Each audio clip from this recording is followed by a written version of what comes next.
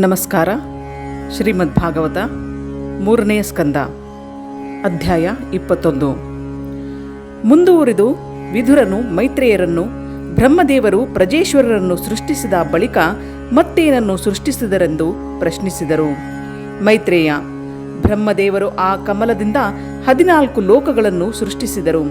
ತಾವು ಸೃಷ್ಟಿಸುವ ಪದಾರ್ಥಗಳ ಸ್ವಭಾವಗಳನ್ನು ವ್ಯಕ್ತ ಮಾಡಲು ಅವುಗಳನ್ನು ಸೃಷ್ಟಿಸುವಾಗ ಅವುಗಳಿಗೆ ತಕ್ಕ ಬಾಹ್ಯ ದೇಹಗಳನ್ನು ಪಡೆದು ಅವುಗಳನ್ನು ಅವರವರಿಗೆ ಇಟ್ಟರು. ಅವರು ಛಾಯೆ ಎಂಬ ದೇಹವನ್ನು ಪಡೆದು ರಾತ್ರಿಯನ್ನು, ಪ್ರಭೆ ಎಂಬ ದೇಹದಿಂದ ದೇವತೆಗಳನ್ನು ಹಾಗೂ ಹಗಲನ್ನು ಸೃಷ್ಟಿಸಿದರು.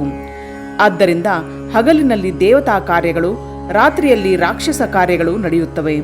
ನಂತರ ಜಗನವೆಂಬ ಸ್ತ್ರೀ ದೇವತೆಯಿಂದ ವಿಷಯಾಸಕ್ತ ಅಸುರರನ್ನು, ಜ್ಯೋತ್ಸೆ ಎಂಬ ಕಾಂತಿಯುಕ್ತವಾದ ದೇಹದಿಂದ ಬೆಳದಿಂಗಳನ್ನು ಮತ್ತು ಗಂಧರ್ವರನ್ನು, ಜೃಂಭಣವೆಂಬ ದೇಹದಿಂದ ಭೂತ ಪಿಶಾಚಾದಿಗಳನ್ನು, ಅಂತರ್ಧಾನವೆಂಬ ದೇಹದಿಂದ ಕಿನ್ನರ ಕಿಂಪುರುಷರನ್ನು, ಹಾವಿನ ದೇಹದಿಂದ ಸರ್ಪಗಳನ್ನು ಹಾಗೂ ಯೋಗವೆಂಬ ದೇಹದಿಂದ ಋಷಿಗಳನ್ನು, ತಪಸ್ಸು, ವಿದ್ಯೆ ಮುಂತಾದವನ್ನು ಸೃಷ್ಟಿಸಿದರು.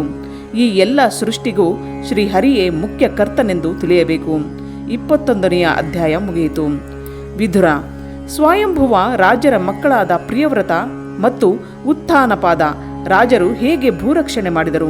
ಕರ್ದಮರ ಪತ್ನಿ ದೇವಹೂತಿ, ರುಚಿ ಪ್ರಜೇಶ್ವರನ ಪತ್ನಿ ಆಕುತಿ, ದಕ್ಷ ಪ್ರಜೇಶ್ವರನ ಪತ್ನಿ ಪ್ರಸೂತಿಯರ ಮಕ್ಕಳ ಬಗ್ಗೆ ತಿಳಿಸಿ. ಮೈತ್ರೇಯ, ಪ್ರಜಾಸೃಷ್ಟಿಗೆ ಬ್ರಹ್ಮದೇವರಿಂದ ಆಜ್ಞಾಪಿಸಲ್ಪಟ್ಟ ಕರ್ದಮರು ಅನೇಕ ವರ್ಷಗಳು ತಪಸ್ಸು ಮಾಡಿದರು. ಆಗ ಶ್ರೀಹರಿಯು ಅವರಿಗೆ ದರ್ಶನ ಕೊಟ್ಟನು. ಆಗ ಕರ್ದಮರು ಪರಮಾತ್ಮನಿಗೆ ನಮಿಸಿ ತಮಗೆ ಯೋಗ್ಯಳಾದ ಒಬ್ಬ ಪತ್ನಿಯನ್ನು ಪ್ರಜಾಸೃಷ್ಟಿ ಮಾಡಲು ಕರುಣಿಸು ಎಂದು ಕೇಳಿಕೊಂಡರು. ಆಗ ಶ್ರೀಹರಿಯು, ನೀನು ಸ್ವಯಂಭುವನ ಮಗಳಾದ ದೇವಹೂತಿಯನ್ನು ಮದುವೆಯಾಗು, ಆಕೆಯಿಂದ ನಿನಗೆ 9 ಹೆಣ್ಣು ಮಕ್ಕಳು ಜನಿಸುವರು.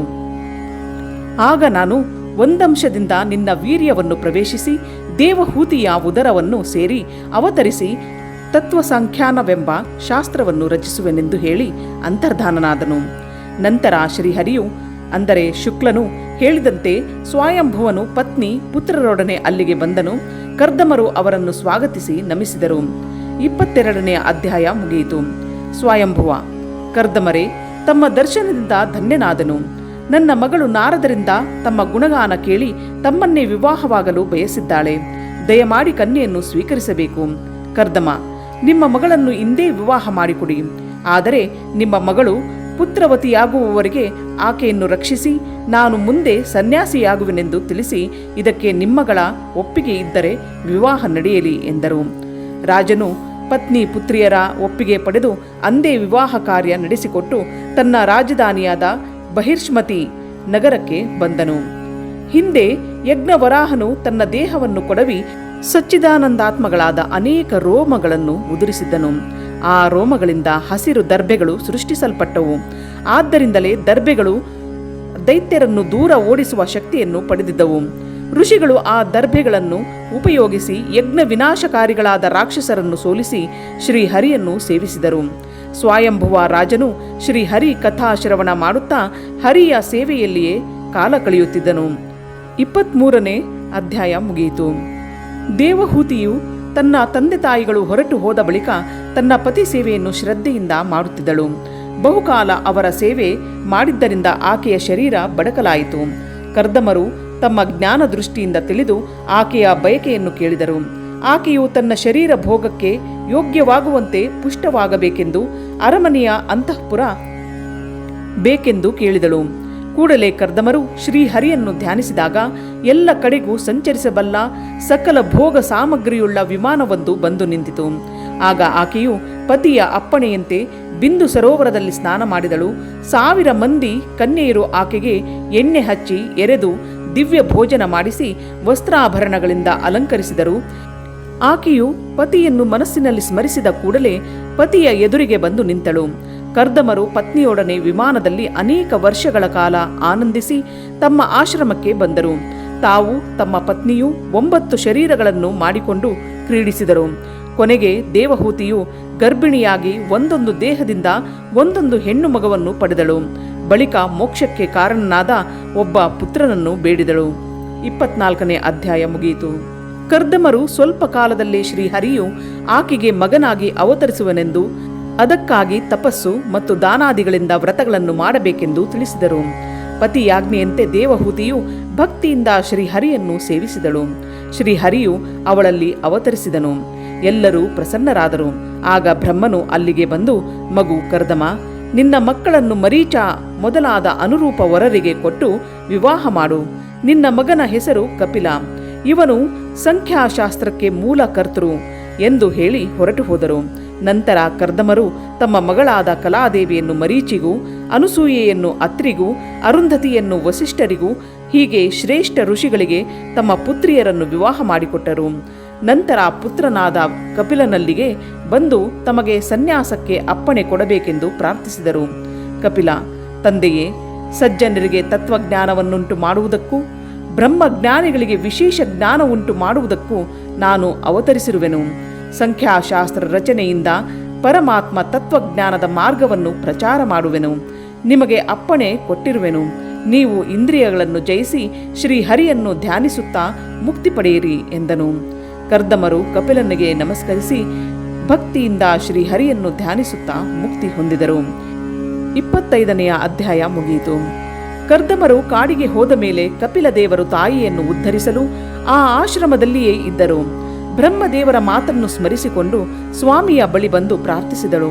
ದೇವಹೂತಿ, ದೇವ, ಇಂದ್ರಿಯಗಳನ್ನು ತೃಪ್ತಿಪಡಿಸುವುದರಲ್ಲಿಯೇ ಇದುವರೆಗೆ ನಾನು ಕಾಲ ಕಳೆದಿರುವೆ. ಸಜ್ಜನರ ಅಜ್ಞಾನ ದೂರ ಮಾಡಲು ಅವತರಿಸಿರುವ ನೀನು ಸಮೀಪ ಇರುವಾಗ ನಿನಗೆ ಶರಣಾಗತಳಾಗಿರುವೆ. ನಾರಾಯಣಾದಿ ಪುರುಷರ ಲಕ್ಷಾದಿ ಪ್ರಕೃತಿಗಳ ಲಕ್ಷಣ ತಿಳಿಸೆಂದು ಬೇಡುವೆ. ಕಪಿಲ, ಪರಮಾತ್ಮಾದಿ ತತ್ವಜ್ಞಾನದಿಂದ ಮೋಕ್ಷವು ಲಭಿಸುವುದು. ಮೋಕ್ಷದಲ್ಲಿ ವಿಷಯ ಸುಖ ಮತ್ತು ಸರ್ವ ದುಃಖಗಳು ನಾಶವಾಗುವವು. ವಿಷಯದಲ್ಲಿ ಮನಸ್ಸು ಪ್ರವರ್ತಿಸಿದರೆ ಜೀವನ ಬಂಧಕ್ಕೂ ದುಃಖಕ್ಕೂ ಕಾರಣವಾಗುವುದು. ಆದ್ದರಿಂದ ಮನಸ್ಸು ಪರಮಾತ್ಮನಲ್ಲಿ ಐಕ್ಯವಾದರೆ ಮೋಕ್ಷಕ್ಕೆ ಕಾರಣವಾಗುವುದು. ಆದ್ದರಿಂದ ಮನಸ್ಸು ವಿಷಯಗಳಲ್ಲಿ ಆಸಕ್ತವಾಗದಂತೆ ಅದನ್ನು ಜಯಿಸಿ ಅಭಿಮಾನವನ್ನು ಬಿಟ್ಟು ವೈರಾಗ್ಯವನ್ನು ಸಂಪಾದಿಸಬೇಕು. ಸಜ್ಜನರ ಲಕ್ಷಣಗಳನ್ನು ಹೇಳುವೆನು. ಸಜ್ಜನರು ಅಜಾತ ಶತ್ರುಗಳು. ಶರೀರದ ಜೊತೆಯಲ್ಲಿರುವ ಕಾಮ ಕ್ರೋಧಾದಿಗಳು ಶತ್ರುಗಳು. ಭಕ್ತಿಯೇ ಆಭರಣವಾಗಿ ಉಳ್ಳವರು. ಇಂತಹ ಸಜ್ಜನರ ಸಹವಾಸವನ್ನು ಬಯಸಬೇಕು. ಅವರಿಂದ ಹರಿಕಥಾ ಶ್ರವಣ ಮಾಡಲು ಅವಕಾಶ ದೊರೆಯುವುದು. ಯಮ, ನಿಯಮ ಮೊದಲಾದ ನಿಯಮಗಳಿಂದ ಬ್ರಹ್ಮ ಸಾಕ್ಷಾತ್ಕಾರಕ್ಕೆ ಪ್ರಯತ್ನಿಸಬೇಕು. ದೇವಹೂತಿ, ಮೋಕ್ಷವನ್ನು ಬಯಸದೆ ಮಾಡುವ ಭಕ್ತಿ ಉತ್ತಮವೇ ಅಥವಾ ಮೋಕ್ಷಕ್ಕಾಗಿ ಮಾಡುವ ಭಕ್ತಿ ಉತ್ತಮವೇ? ನಿನ್ನ ಸ್ಥಾನವನ್ನು ಹೊಂದಲು ಎಂತಹ ಭಕ್ತಿ ಮಾಡಬೇಕು? ಕಪಿಲ, ತಾತ್ವಿಕ ದೇವತೆಗಳು ಮೋಕ್ಷವನ್ನು ಬಯಸದೆ ಭಕ್ತಿ ಮಾಡುವರು. ಅದೇ ಉತ್ತಮ. ಉತ್ತಮ ಭಕ್ತಿಯ ಲಕ್ಷಣವನ್ನು ಹೇಳುವೆನು.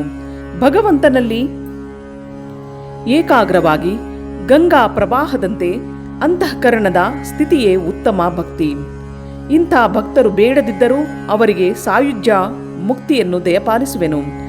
ದೇವತೆಗಳು ಅವರವರ ಅಧಿಕಾರದಲ್ಲಿ ಪ್ರವೃತ್ತರಾಗಿರುವುದು ನನ್ನಿಂದಲೇ. ನನ್ನ ಭಯದಿಂದಲೇ ವಾಯು, ಸೂರ್ಯ, ಇಂದ್ರ, ಅಗ್ನಿ, ಮೃತ್ಯುವು ತಮ್ಮ ತಮ್ಮ ಕರ್ತವ್ಯಗಳನ್ನು ಮಾಡುವರು. ಭಕ್ತಿಯಿಂದಲೇ ಮುಕ್ತಿ. 26ನೆಯ ಅಧ್ಯಾಯ ಮುಗಿಯಿತು. ಕಪಿಲ, ಸ್ವತಂತ್ರ ಅಸ್ವತಂತ್ರ ಎಂಬ ತತ್ವಗಳಲ್ಲಿ 2 ಬಗೆ. ಅವುಗಳಲ್ಲಿ ಸ್ವತಂತ್ರ ತತ್ವದ ಮಹಿಮೆಯನ್ನು ಹೇಳುವೆನು. ಸ್ವತಂತ್ರನಾದವನು ಪರಮಾತ್ಮನು.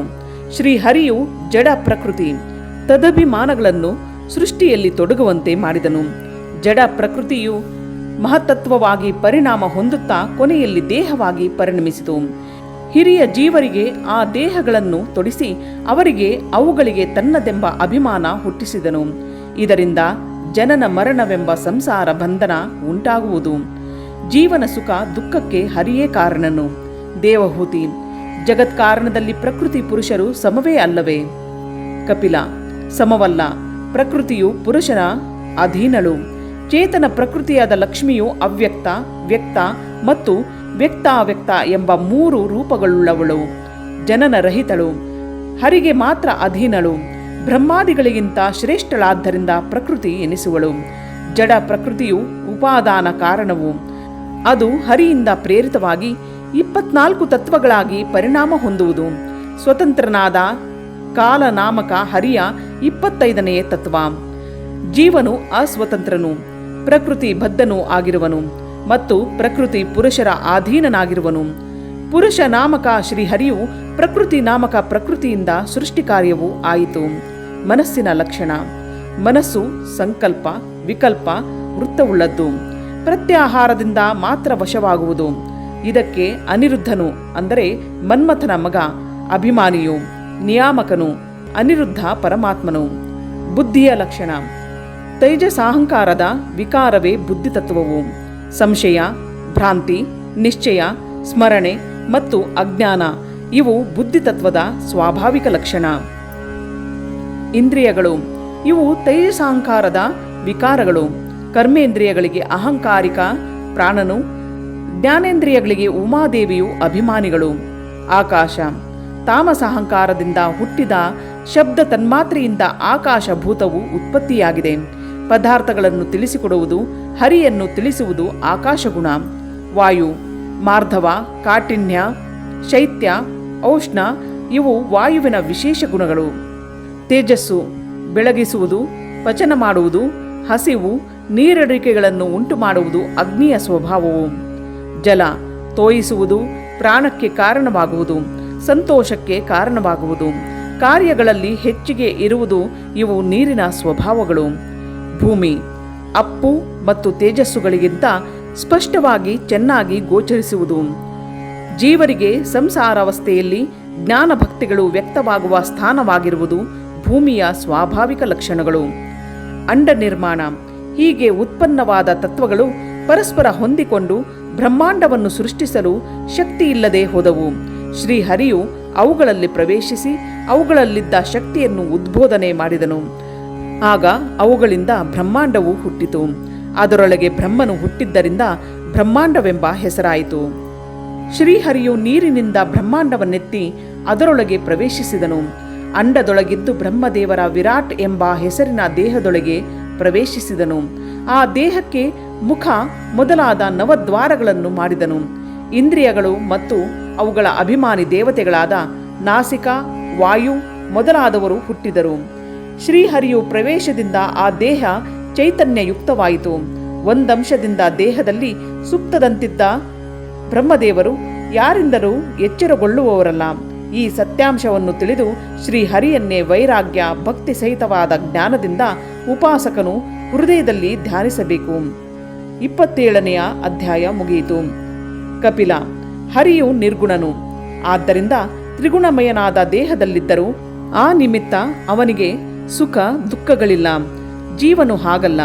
ಅವನು ಶರೀರವನ್ನು ಹೊಂದಿದಾಗ ಅವನಿಗೂ 3 ಗುಣಗಳು ಸಂಪರ್ಕವಾಗುವುದರಿಂದ ಅಹಂ ಮಮತೆಗಳಿಂದ ಮೂಢನಾಗಿ ಹರಿಯ ಸ್ವರೂಪವನ್ನು ಮರೆತು ತಾನೇ ಸ್ವತಂತ್ರ ಕರ್ತನೆಂದು ತಿಳಿಯುವನು. ಈ ಅಭಿಮಾನದಿಂದ ವಿಷಯಗಳಲ್ಲಿ ಆಸಕ್ತನಾಗಿ ಪುಣ್ಯ ಪಾಪ ಕರ್ಮಗಳನ್ನು ಮಾಡುವುದರಿಂದ ದೇವಮಾನವಾದಿ ಜನ್ಮಗಳನ್ನು ಹೊಂದಿ ಸುಖ ದುಃಖವೆಂಬ ಸಂಸಾರಕ್ಕೆ ಸಿಕ್ಕಿಬೀಳುವನು. ಆದ್ದರಿಂದ ವಿಷಯ ಸುಖವು ನಿಸ್ಸಾರ ಹೇಯವೆಂದು ಚಿಂತಿಸಿ ವಿಷಯ ಧ್ಯಾನವನ್ನು ತ್ಯಜಿಸಬೇಕು. ಭಕ್ತಿ ಮತ್ತು ವೈರಾಗ್ಯಗಳಿಂದ ಮನಸ್ಸನ್ನು ಗೆದ್ದು ಶ್ರೀಹರಿಯನ್ನು ಧ್ಯಾನಿಸಬೇಕು. ದೇವಹೂತಿ: ಭೂಮಿಯು ಗಂಧವನ್ನು ಹೇಗೆ ಬಿಟ್ಟಿರಲಾರದೋ ಹಾಗೆಯೇ ಜೀವನು ಪ್ರಕೃತಿಯನ್ನು ಬಿಟ್ಟಿರಲಾರ. ಹಾಗಾದರೆ ಜೀವನಿಗೆ ಮುಕ್ತಿ ಹೇಗೆ? ಕಪಿಲ: ನಿಷ್ಕಾಮ ಕರ್ಮ, ಮಡಿ, ಜ್ಞಾನ, ಭಕ್ತಿ, ವೈರಾಗ್ಯಗಳಿಂದ ಧ್ಯಾನಿಸಿದರೆ ಬ್ರಹ್ಮ ಜ್ಞಾನವಾಗುವುದು. ಆಗ ಬಂಧ ಸ್ವರೂಪವಾದ ಪ್ರಕೃತಿಯು ಜೀವವನ್ನು ಬಿಡುವುದು. ತಿರುಗಿ ಅವನಿಗೆ ಸಂಸಾರ ಬಂಧನವಿಲ್ಲ. ಸತ್ಸಾಧನೆಗಳಿಂದ ಪುನರಾವೃತ್ತಿ ಇಲ್ಲದೆ ನನ್ನ ಲೋಕಕ್ಕೆ ಬರುವನು. ಇದೇ ಮೋಕ್ಷ. 28ನೇ ಅಧ್ಯಾಯ ಮುಗಿಯಿತು. ಕಪಿಲ: ಜಗತ್ತಿಗೆ ನಿಮಿತ್ತ ಕಾರಣನಾದುದರಿಂದ ಶ್ರೀಹರಿಯು ಬೀಜನೆನಿಸುತ್ತಾನೆ. ಅವನನ್ನು ಪಡೆಯಲು ಆಚರಿಸುವ ಯೋಗವು ಸಜೀವವೆನಿಸುವುದು. ಇದರ ಲಕ್ಷಣಗಳು ಇದು 8 ಬಗೆ: ಆಸನ, ಪ್ರಾಣಾಯಾಮ, ಪ್ರತ್ಯಾಹಾರ, ಧಾರಣ ಅಂದರೆ ಖಂಡಸ್ಮತಿ, ಧ್ಯಾನ, ಭಗವಂತನಲ್ಲಿ ಮನಸ್ಸನ್ನಿಟ್ಟು ಚಿಂತಿಸುವುದು, ಸಮಾಧಿ, ಪ್ರಯತ್ನವಿಲ್ಲದೆ ಮನಸ್ಸು ಹರಿಯನ್ನು ಚಿಂತಿಸುತ್ತಿರುವುದು ಇವು ಯೋಗವು. ಇದರಿಂದ ಬ್ರಹ್ಮಜ್ಞಾನವಾಗುವುದು. ಭಗವಂತನು 12 ವರ್ಷದ ಪ್ರಸನ್ನ ಮುಖದ ಬಾಲಕನೆಂದು ಉಪಾಸಿಸಬೇಕು. ಆಗ ಪ್ರಾರಬ್ಧ ಕರ್ಮವು ಹೋಗಿ ದೇಹವು ತಿರುಗಿ ಬರುವುದೇ ಇಲ್ಲ. ಪರಮಾತ್ಮನು ಸರ್ವಜ್ಞ, ಸರ್ವಾಧಾರ, ಸರ್ವಸಾಕ್ಷಿ, ಸರ್ವವ್ಯಾಪಿ ಎಂದು ತಿಳಿದು ಬ್ರಾಹ್ಮಿ ಮುಹೂರ್ತದಲ್ಲಿ ಉಪಾಸಿಸಬೇಕು. ಆಗ ಹರಿಯ ಅನುಗ್ರಹವಾಗುವುದು. 29ನೆಯ ಅಧ್ಯಾಯ ಮುಗಿಯಿತು. ದೇವಹೂತಿ. ಭಕ್ತಿ ಯೋಗದ ಪ್ರಕಾರ ಕಾಲಸ್ವರೂಪ ವೈರಾಗ್ಯವನ್ನು ಉಂಟುಮಾಡುವ ಗರ್ಭವಾಸಾದಿ ಸಂಸಾರ ಚರಿತ್ರೆಗಳನ್ನು ತಿಳಿಸು. ಕಪಿಲ. ಭಕ್ತರಲ್ಲಿ ಸಾತ್ವಿಕ, ರಾಜಸ, ತಾಮಸ ಹಾಗೂ ನಿರ್ಗುಣ ಭಕ್ತರೆಂದು 4 ಬಗೆ. ಸಮೀಚೀನವಾದ ಭಕ್ತಿಯು ನಿಷ್ಕಾಮವಾಗಿ ಮಾಡುವ ಶ್ರೀಹರಿಯ ಆರಾಧನೆಗಳಿಂದ ಅಭಿವೃದ್ಧಿಯಾಗುವುದು. ಭಕ್ತಿಯಿಂದ ಬ್ರಹ್ಮಜ್ಞಾನ ಮೋಕ್ಷ ದೊರೆಯುತ್ತದೆ. ಜ್ಞಾನ ಭಕ್ತಿ ಎರಡೂ ಸೇರಿ ಭಕ್ತಿ ಯೋಗವೆನಿಸುವುದು. ಇದರಿಂದಲೇ ಮುಕ್ತಿ. ಕಾಲಸ್ವರೂಪ. ಕಾಲನು ಪೂರ್ಣನಾಗಿರುವನು, ಸರ್ವಂತರ್ಯಾಮಿ, ಸರ್ವಕರ್ಮ ಪ್ರೇರಕ, ಅತೀತ ವರ್ತಮಾನಾದಿ ರೂಪದಲ್ಲಿರುವನು, ಸರ್ವ ನಿಯಾಮಕ. ಇವನಿಂದಲೇ ಗಾಳಿ ಬೀಸುವನು, ಸೂರ್ಯನು ಬೆಳಗುವನು. ಹೀಗೆ ಎಲ್ಲರೂ ತಮ್ಮ ತಮ್ಮ ಕರ್ತವ್ಯಗಳನ್ನು ಮಾಡುತ್ತಿರುವರು.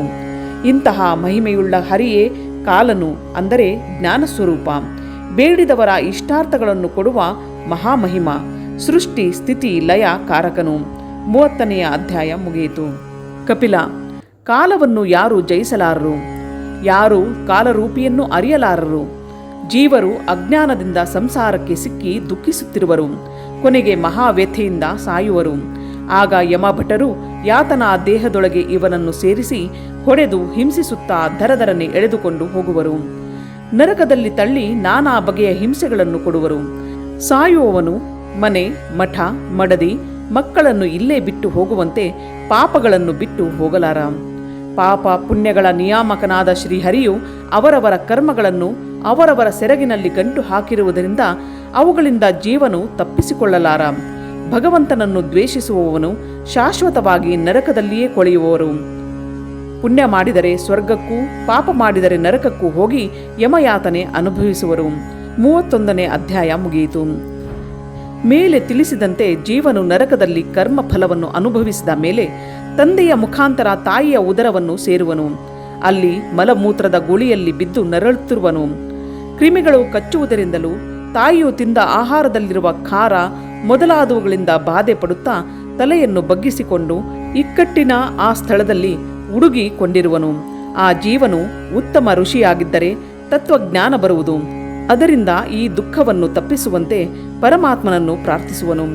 ಭಗವಂತನನ್ನು ಧ್ಯಾನಿಸುತ್ತಾ 10 ತಿಂಗಳಾದ ನಂತರ ಹೊರಕ್ಕೆ ಬರುವನು. ಬಾಲ್ಯ ಕಳೆದು ಯೌವನ ಬಂದಾಗ ಕಾಮಕ್ರೋಧಗಳಿಗೆ ವಶನಾಗುವನು. ದುಷ್ಕರ್ಮಗಳನ್ನು ಮಾಡುತ್ತಾ ದುಷ್ಟರ ಸಂಗ ಮಾಡುವನು. ಸ್ತ್ರೀವಶನಾಗಿ ಸಂಸಾರದಲ್ಲಿ ತೊಳಲುವನು. ಜೀವನು ಜ್ಞಾನಸ್ವರೂಪನು. ಹಾಗಾದರೆ ಜೀವನಿಗೆ ಸಂಸಾರವು ಹೇಗೆ ಬಂದಿತು? ದೇಹಾದಿಗಳಲ್ಲಿ ಜೀವನು ಮಮತೆ ಎಂಬ ಅಭಿಮಾನ ಮಾಡುವುದರಿಂದ ಅವನಿಗೆ ಸಂಸಾರ ಗಂಟು ಬೀಳುತ್ತದೆ. ಇದಕ್ಕೆ ಜೀವ ಮತ್ತು ಪರಮಾತ್ಮನ ಜ್ಞಾನವಿಲ್ಲದಿರುವುದೇ ಕಾರಣ. ಆದ್ದರಿಂದ ಪರಮಾತ್ಮನ ಜ್ಞಾನವನ್ನು ಸಂಪಾದಿಸಿ ಅಭಿಮಾನವನ್ನು ಬಿಟ್ಟು ಸಂಸಾರ ದುಃಖವನ್ನು ತಪ್ಪಿಸಿಕೊಳ್ಳಬೇಕು. ಜ್ಞಾನ ಭಕ್ತಿಯಿಂದ ಶ್ರೀಹರಿಯನ್ನು ಸೇವಿಸಬೇಕು. 32ನೆಯ ಅಧ್ಯಾಯ ಮುಗಿಯಿತು.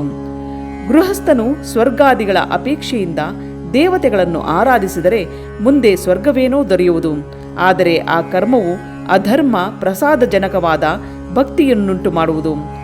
ಅದರಿಂದ ಅವನು ಸತ್ತು ಸ್ವರ್ಗಕ್ಕೆ ಹೋಗಿ ಅಲ್ಲಿ ಭೋಗಗಳನ್ನು ಅನುಭವಿಸಿ ಮತ್ತೆ ಹುಟ್ಟುವನು. ಒಟ್ಟಿನಲ್ಲಿ ಕಾಮ್ಯ ಕರ್ಮ ಮಾಡಿದವರಿಗೆ ದೊರೆಯುವ ಲೋಕಗಳೆಲ್ಲ ಬ್ರಹ್ಮದೇವನ ದಿನ ಪ್ರಳಯದಲ್ಲಿ ನಾಶವಾಗುವವು. ಅದರಿಂದ ಮೋಕ್ಷವನ್ನು ಬಯಸುವವನು ಎಂದು ಕಾಮ್ಯ ಕರ್ಮವನ್ನು ಮಾಡಬಾರದು. ನಿಷ್ಕಾಮ ಕರ್ಮವನ್ನು ಮಾಡುತ್ತಾ ಜ್ಞಾನ ಭಕ್ತಿ ವೈರಾಗ್ಯ ಸಂಪನ್ನರಾದವರು ಪರಬ್ರಹ್ಮನನ್ನು ಹೊಂದುವರು. ಅಮ್ಮ, ಭಗವದುಪಾಸಕರಿಗೆ ಮಾತ್ರ ನಿತ್ಯಾನಂದವೆಂಬ ಮುಕ್ತಿಯಾಗುವುದರಿಂದ ನೀನು ಕೂಡ ಮುಕ್ತಿಯನ್ನು ಹೊಂದಲು ಶ್ರೀಹರಿಯನ್ನೇ ಧ್ಯಾನಿಸುತ್ತಾ ಅವನಿಗೆ ಶರಣಾಗು.